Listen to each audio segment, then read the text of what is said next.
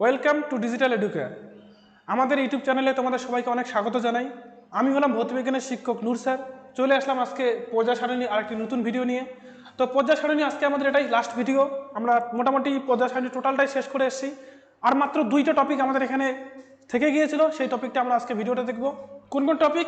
একটা হলো কি তড়িৎ ঋণাত্মকতা, আরটি কি জারণ ও বিজারণ ধর্ম। তো পর্যায় বরাবর তড়িৎ ঋণাত্মকতা এবং জারণ বিজারণ ধর্ম কেমন করে পরিবর্তন হয় বা শ্রেণী বরাবর কেমন করে পরিবর্তন হয়, সেটাই আমাদের আজকের আলোচ্য বিষয়। তো চলো আমরা দেখি এই বিষয়গুলো। তাহলে আজকে আমরা যেই টপিকটা দেখবো সেটা কি?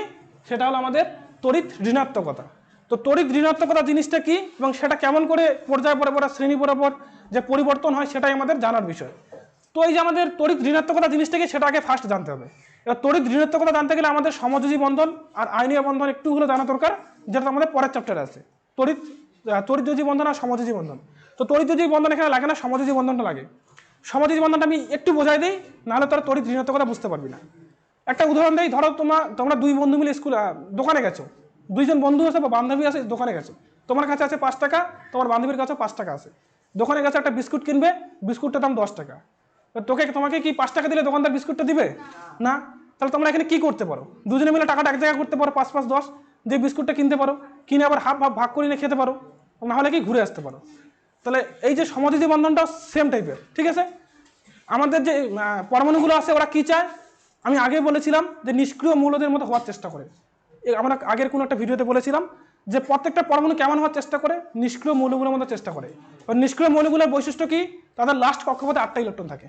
তোমরা যদি নিষ্ক্রিয় মৌলগুলো এখানে যে ছবি আছে এগুলো সবগুলো যদি ইলেকট্রন দেখো, এটা বাদ দিয়ে এই যে এগুলোর, তাহলে দেখবেন লাস্ট কক্ষপথে 8টা করে ইলেকট্রন থাকে। ওই জন্য কি করে আমাদের যতগুলো পরমাণু আছে সবাই কেমন চেষ্টা করে? লাস্ট কক্ষপথে 8টা ইলেকট্রন রাখার চেষ্টা করে, ঠিক আছে? তো আমি সিম্পল একটা উদাহরণ নেই, যে আমাদের এসসিএল তো আমরা সবাই জানি, হাইড্রোক্লোরিক অ্যাসিড।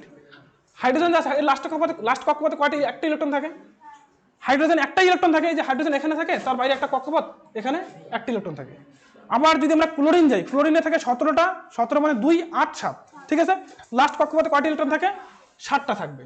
একটা একটা দুইটা তিনটা চারটা 5টা 6টা 7টা গেল। এবার কি হয়? এই যে আমাদের ক্লোরিন কি চাবে? ওর 8টা করতে চাবে। আমি তো বললাম ওরা কি নিষ্ক্রিয় গ্যাসের মতো হতে চায়, মানে 8টা ইলেকট্রন চায় লাস্টে কক্ষপথে। তাহলে এ চাবে কি? ওর কাছে একটা ইলেকট্রন আসুক, এসে ওর 8টা হয়ে যাক। তখন কি করে? হাইড্রোজেনের কাছ থেকে একটা ইলেকট্রন নিয়ে নেয়, নিয়ে কি 8টা হয়ে যায়, ঠিক আছে? এটা হলো কি আমাদের তড়িৎযোজী বন্ধন। এবার যখন সমযোজী আসবে, সমযোজীর ক্ষেত্রে কি হবে? ঠিক উল্টোটা হবে, কেউ কাউকে দিয়ে দিবে না এখানে। এখানে ঘটনাটা একটু অন্য হয়। এর কি 8টা চাই? এও তো চায় না, এরও তো কিছু ডিমান্ড আছে। একে যদি এখন এ দিয়ে দেয়, এর কাছে তো ইলেকট্রন থাকবে না, তাহলে তো সমস্যা।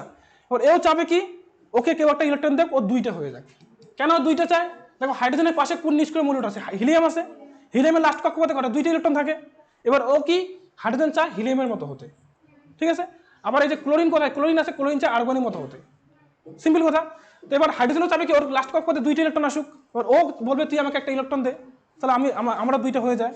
কিন্তু তখন কি করবে? ওরা কাউকে ইলেকট্রন দেবে না। এই যে হাইড্রোজেন আছে, হাইড্রোজেনটা কি করবে? হাইড্রোজেন একটা ইলেকট্রন মাঝখানে রাখবে। আবার ক্লোরিন আছে, ক্লোরিন একটা ইলেকট্রন মাঝখানে রাখলো, রেখে এই 2টা ইলেকট্রনকে এ ব্যবহার করছে, এ ব্যবহার করছে। তো এর হয়ে যাচ্ছে 2টা, এর তো এদিকে কি 6টা আছেই, আর এই 2টা মিলে হয়ে যাচ্ছে 8টা। তাহলে এর একটা ইলেকট্রন ও ইউজ করছে, ও একটা ইলেকট্রন এ ইউজ করছে। এটাকে বলা হচ্ছে কি? সমযোজী বন্ধন। এবার এই যে সমযোজী বন্ধন হচ্ছে, এবার কি? এই যে আমাদের ইলেকট্রনগুলো কোথায় থাকে? আমাদের এই যে জোড়টা থাকে, এই যে ইলেকট্রনটা, এটাকে বলা হয় কি? ইলেকট্রন জোড়। এই যে মাঝখানে ইলেকট্রন 2টা রয়েছে, এটাকে কি বলা হয়? ইলেকট্রন জোড়, ঠিক আছে? এবার তোমরা যদি বিস্কুট কেনো দুই বন্ধু মিলে, ধরো বিস্কুট আছে 10টা প্যাকেটের মধ্যে, এবার কেউ 5টা 5টা ভাগ হওয়ার কথা। এবার যার একটা শক্তি আছে সে কেড়ে কুড়ে 6টা নিয়ে নিল, এ কিছু করার থাকবে না। সেমভাবে কি এখানে আমাদের যখন সমযোজী বন্ধন তৈরি হয়, কোনো কোনো মৌল আছে এই যে ইলেকট্রনগুলোকে ওর দিকে বেশি টেনে রাখে, ঠিক আছে? এই যে টেনে রাখার ক্ষমতা, এটাকে বলা হয় তড়িৎ ঋণাত্মকতা। তার মানে কি সমযোজী বন্ধনে যখন কোনো পরমাণু থাকে, ওই যে ইলেকট্রন জোটটাকে নিজের দিকে টেনে ধরে রাখার ক্ষমতাটাকে বলা হয় কি? তড়িৎ ঋণাত্মকতা, ঠিক আছে? যেমন কি ক্লোরিনটা এখানে বেশি শক্তি থাকে, ও টেনে নেয় নিজের দিকে, এই ঘটনাটাকে বলা হয় কি? তড়িৎ ঋণাত্মকতা। আবার তড়িৎ ধনাত্মকতাটা কি? এখানে যেমন হাইড্রোজেন কিছু কিছু লোক থাকে ভালো, বান্ধবী তুই একটু বেশি নে, একটা নিয়ে আমার একটা হয় এরকম। তো এখানে হাইড্রোজেনটা কি করবে? একটা ওর দিকে একটু ঠেলে দিবে, ঠিক আছে? এই যে ইলেকট্রনকে ঠেলে দেওয়ার ক্ষমতা, এটাকে বলা হয় তড়িৎ ধনাত্মকতা। তাহলে তড়িৎ ঋণাত্মকতা, তড়িৎ ধনাত্মকতা দুইটি আলাদা জিনিস। তোদের পরীক্ষা এটা কিন্তু কনফিউশন তৈরি করে। এবারে যেমন তড়িৎ ধনাত্মকতা আসছে, সবাই তড়িৎ ঋণাত্মকতা মেরে আসছে, মানে তড়িৎ ঋণাত্মকতা যেটা পড়েছে সেটা মেরে আসছে। ছাত্র আমাকে মেসেজ করছে যে দাদা এটা তুমি ভিডিওতে উত্তর বললে এটা, কিন্তু এটা তো উত্তর হবে না, এটা হবে। আমি বললাম কোশ্চেনটা তো দেখ তুই, তড়িৎ ঋণাত্মকতা না ধনাত্মকতা, একই জিনিস কিন্তু উল্টা হবে, ঠিক আছে? ওই জন্যই ভালো করে বুঝে নেই, তড়িৎ ঋণাত্মকতার উল্টা হলে কি তড়িৎ ধনাত্মকতা, ঠিক আছে? একই রকম দেখতে লেখাটাও তড়িৎ ধনাত্মকতা, ধ আর হাসুরি এই যে পার্থক্যটা কনফিউশন হয়। তাহলে কি হলো, আমাদের এই যে তড়িৎ ঋণাত্মকতা আছে, বুঝছিস কি জিনিস? ইলেকট্রন জোড়কে নিচের দিকে টেনে ধরে রাখার ক্ষমতাকে বলা হয় তড়িৎ ঋণাত্মকতা। এবার যদি আমরা পর্যায়ের শ্রেণী বরাবর যাই তাহলে কি হবে দেখ, পর্যায়ের শ্রেণী বরাবর এখানে দেখি, এই যে পর্যায় বরাবর যদি আমি এদিক থেকে এদিকে যাই তাহলে কি হবে, তড়িৎ ঋণাত্মকতা বাড়তে থাকে। আর যদি আমরা নিচের দিকে যাই তাহলে কি হবে, তড়িৎ ঋণাত্মকতা কমতে থাকে, ঠিক আছে? তাহলে আমরা যদি এই নিচের দিকে যাই, একদম এই যে সিজিএম যখন আসবো, সিজিএম কমতে কমতে এই যে সিজিএম মৌলটার তড়িৎ ঋণাত্মকতা সবচেয়ে কম হয়, ঠিক আছে? আবার যদি আমি আস্তে আস্তে এদিকে বাড়তে থাকি তাহলে কি হবে, আমাদের এই যে ফ্লুরিনের তড়িৎ ঋণাত্মকতা সবচেয়ে বেশি হয়। এর সবচেয়ে কম ফ্রান্সিয়াম হওয়ার কথা, কিন্তু ফ্রান্সিয়াম হয় না, সিজিএম হয়। আর সবচেয়ে বেশি কার থেকে, ফ্লুরিন থাকে, ঠিক আছে? এবার কেন বাড়ে কেন কমে, এটা আমাদের মেন জিনিস। কেন বাড়ছে দেখো, এই যে ধরে নাও আমি হাইড্রোজেনের উদাহরণটাই দিই। এই যে হাইড্রোজেনের যেখানে আছে, এখানে হাইড্রোজেন, ঠিক আছে? ও ক্লোরিন কি থাকবে, ক্লোরিন হলো ক্লোরিন, আমি একটা এখানে পরমাণু আঁকলাম, এখানে একটা কক্ষপথ থাকে, দুইটা কক্ষপথ থাকে, তিনটে কক্ষপথ থাকে, ক্লোরিন, এটা ক্লোরিন থাকলো, ঠিক আছে? সিম্পল কথা, এই যে আমাদের ক্লোরিন পরমাণুটা আছে, ক্লোরিন কোথায় আছে আমাদের, এই যে এখানে ক্লোরিন, ঠিক আছে? ক্লোরিন পরমাণুটা আকার বড় হবে না, এই যে ক্লোরিনের সোজা এদিকে যে আছে কে আছে, সোডিয়াম, সোডিয়ামের আকার বড় হবে। কার আকারটা বড় হবে, সোডিয়ামের আকার বড় হবে। কেন? কারণ এদিক থেকে এদিকে গেলে আমাদের আকারটা কি হয়, ছোট হয়। তাহলে এর আকারটা বড়, এর আকারটা ছোট, সিম্পল কথা। সোডিয়াম কি সামনের দিকে আছে, ওর আকার হবে বড়। ক্লোরিন থাকবে কি পিছনের দিকে, ওর আকার হবে ছোট। তার মানে কি, এই যে এখানে একটা ইলেকট্রন আছে ধরো, এই ডিস্টেন্সটা কি হবে, ক্লোরিনের কম হবে, সোডিয়ামের থেকে কম হবে, কাছে থাকবে, ঠিক আছে? তা সোডিয়ামের থাকবে দূরে লাস্ট ইলেকট্রনটা, আর আমাদের ক্লোরিনের থাকবে কাছে। এবার যে আরেকটা ইলেকট্রন ধরো অন্য কোনো হাইড্রোজেনের কাছ থেকে যে ইলেকট্রনটা নিল, ও তো এখানে থাকবে না, এখানে থাকবে। তাহলে ও যেহেতু কাছে আসে ইলেকট্রনগুলো, এই যে ইলেকট্রন জোটটা কি ওর থেকে কাছে থাকবে, নিউক্লিয়াস থেকে কাছে থাকার জন্য বেশি শক্তি দিয়ে টেনে ধরে টানতে পারবে। কিন্তু সোডিয়াম কি অতটা শক্তি দিয়ে টানতে পারবে না। কেন? ওর আকারটা বড়, ওর ইলেকট্রন জোটটা কি ওর থেকে নিউক্লিয়াস থেকে দূরে থাকবে, ওকে টানার ক্ষমতাটা কমে যাবে। তো টানার ক্ষমতা কম মানে কি, তড়িৎ ঋণাত্মকতা কম। এদিকে টানার ক্ষমতা বেশি মানে কি, তড়িৎ ঋণাত্মকতা বেশি। তাই পর্যায় বরাবর গেলে আমাদের কি তড়িৎ ঋণাত্মকতা কমে না বাড়ে? বল আরেকবার ভালো করে, কনফিউশন দূর কর। কেন বাড়বে বল? ছোট হয়, ছোট হলে কি কাছে থাকবে, কাছে থাকলে বাড়বে। এগুলো কনফিউশন হয়, ওই জন্য বলছি। এবার যদি ঠিক এই কথাটাই বলে তড়িৎ ধনাত্মকতা, তাহলে ঠিক পাল্টাই দিবে, ঠিক আছে? বলবি কি তড়িৎ ধনাত্মকতা এদিকে গেলে কি কমে, এদিকে গেলে বাড়ে। পরীক্ষা আসছিল, এই মৌলগুলোর নাম দিয়ে দিয়েছিল, পরীক্ষা কিন্তু এরকম করেও দেয়। কি দিবি, lithium, beryllium, boron, carbon, nitrogen, oxygen, fluorine, 7টা মৌলের নাম দিয়ে দিল, বললো এদের কি তড়িৎ ঋণাত্মকতার ঊর্ধ্বক্রমে সাজাও, কোশ্চেন দিয়ে দিল, ঠিক আছে? তোদের মানে শর্ট কোশ্চেন এটাই দিছে, নিচের কোন বক্তব্য ঠিক ঠিক দিয়ে এরকম করে দিছে, এফ গেটার চিহ্ন, সি গেটার চিহ্ন, ধর লিথিয়াম এরকম করে দিছে, হ্যাঁ এরকম করে, কোনটা এরকম করে দিছে, কোনটা উল্টায় দিছে, লিথিয়াম তীর চিহ্ন 4টা দিয়ে দিছে এরকম করে, বলছে কোনটা ঠিক, কিন্তু বলছে তড়িৎ ধনাত্মকতা। সবাই জানে যে ফ্লুরিনের সবচেয়ে বেশি থাকবে, তাহলে এটা ঠিক, ফ্লুরিন সবচেয়ে বেশি, এটা জানে, কিন্তু ওখানে দিছে তড়িৎ ধনাত্মকতা। তড়িৎ ধনাত্মকতা কি ফ্লুরিন সবচেয়ে কম হবে, উল্টাটা হবে, মানে এটা এটা হবে না, এটা কাটা, যেটা ফ্লুরিন পিছন দিকে থাকবে সেটা হবে কি আমাদের উত্তর। সবাই এই জিনিসটা ভুল করছে, ওই জন্য ভালো করে বলছি, তড়িৎ ঋণাত্মকতা ধনাত্মকতা পার্থক্য আছে, ভালো করে মাথায় রেখে দেয়। তাহলে আমাদের তড়িৎ ধনাত্মকতা কি হবে, এদিকে কমবে, এদিকে বাড়বে। এদিকে কেন বাড়বে, আকারটা অনেক বড় হয়ে যাচ্ছে, বড় হলে কি ইলেকট্রনটা অনেক দূরে থাকবে, দূরে থাকার আকর্ষণ বলটা কম হবে, ওই জন্য কি এদিকে তড়িৎ কমে। যাই হোক, এটা বুঝতে পেরেছিস? তাহলে আমাদের চ্যাপ্টারের আর একটাই টপিক বাকি আছে, সেটা হলো কি, সেই টপিকটা একটু বলে দিই আমাদেরকে, জারণ বিজারণ ধর্ম। তাহলে প্রথমে ওটা জানতে হবে কি জারণ কি আর বিজারণ ধর্মটা কি, এটা জানতে হবে। জারণ বিজারণ হয়তো আগে ছোট ক্লাসে কিছু হলো একটু হলো জানো। জারণ বলতে কি বোঝাচ্ছে, ইলেকট্রন গ্রহণের প্রবণতা। জারণ মানে কি, ইলেকট্রন গ্রহণের প্রবণতা। আর বিজারণ মানে কি, ইলেকট্রন ত্যাগের প্রবণতা, ঠিক আছে? জারক পদার্থগুলো কি হবে, ইলেকট্রন চাবে যে কেউ ওকে ইলেকট্রন দিক, ঠিক আছে?